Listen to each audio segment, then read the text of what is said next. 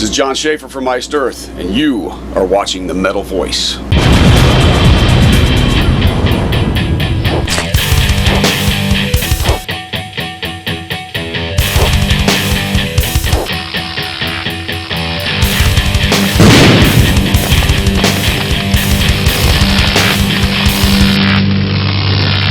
John, thanks for reading with us, taking time out of your busy schedule. So No problem, man. Currently you're co-headlining a tour with Symphony X, and two great bands. I'm looking forward to it. How's that going so far? It's going good so far, man. Those guys are really cool people. I had met Symphony X in Paris many years ago on a promo tour. And we hit it off then, hanging out, watched their show and hung out backstage and stuff. But so we haven't really spent a lot of time together, but I can tell we're going to get along great. And now we go to the new album, Dystopia. You'll be glad to hear that on the Metal Voice, it hit the top 5 albums of 2011 for us. And great album, strong thematic album again. Also with the great choruses, everything we expect from Iced Earth, production, musicianship, but with one major change, a certain Stu Block. Right. How does he compare to a lot of the other singers you've had? Well, he does his job, man. He's got a huge, wide range. He's been a lot more. There's been a lot more creative input from Stu than any of the guys from the past, lyrically and from a vocal melody standpoint, which is a good help for me because it's always been a lot of pressure on my shoulders. We just have a hell of a lot of fun working together, man. So it's. And how'd you come to hook up?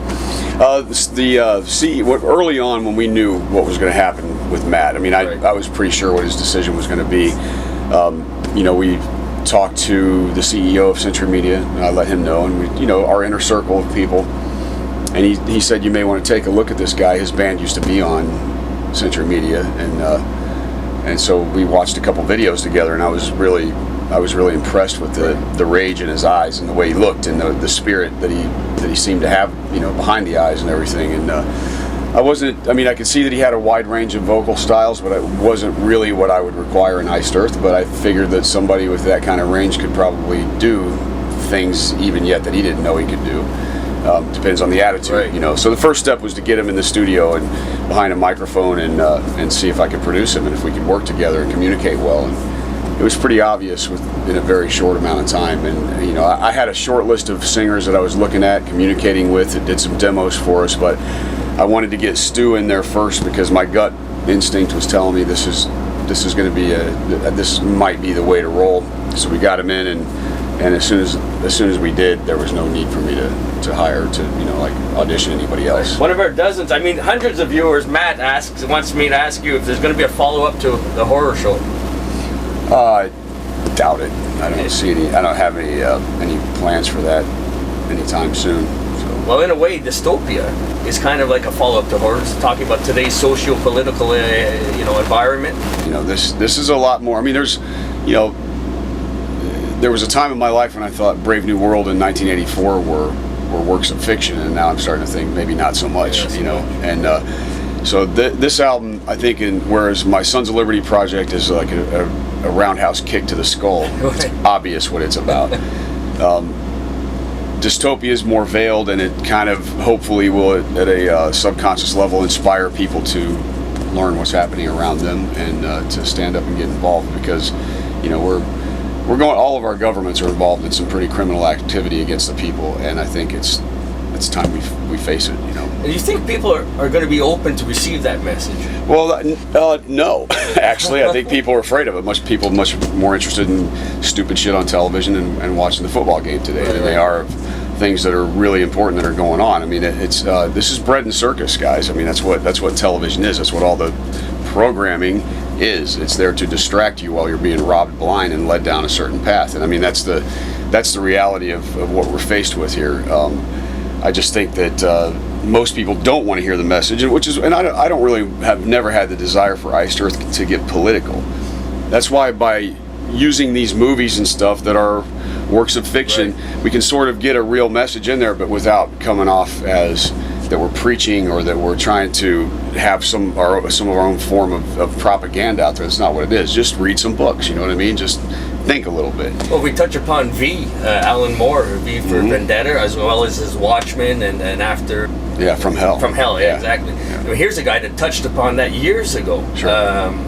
You know, with Who's Watching the Watchmen. Yeah. This is a story of a few that are in power are going to decide what's best for the majority of the people. So, and you touch upon that in one of the songs, V, on the new album. Right. So is the internet, do you think internet helped?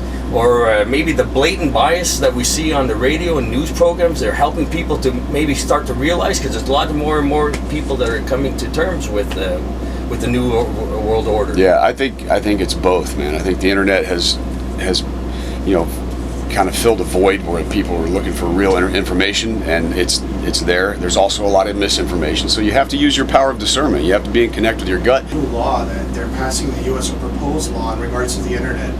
It's disgusting, dude. I mean, all this shit is like, it's tyranny unfolding every day. Exactly? Well, I mean, they're using intellectual property rights as the reason, but this is what they always do. You know, they put up, it's like, look at this hand while this hand's doing something else, and that's what you got to watch out for. So, yeah, and believe me, I don't like the idea that our music is being stolen and pirated, or that movies are, or whatever.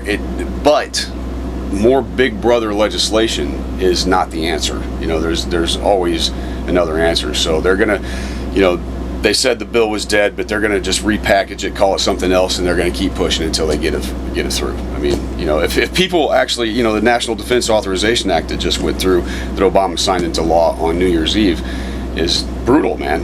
I mean, it just says they could just round you up and ship you off, no trial, no nothing, guilty. You can be in a foreign prison, tortured, whatever. We're coming down to the end of the interview here, and the Dystopia closes with tragedy and triumph. You know, it's a song of hope that society may throw the chains off, oppression off, and maybe begin a new utopia. Do you really think this is achievable? Not yet. No. I mean, not with the. I think that there's. I hope. You know, and I've always said that may be wishful thinking on my part. You know, that song, but.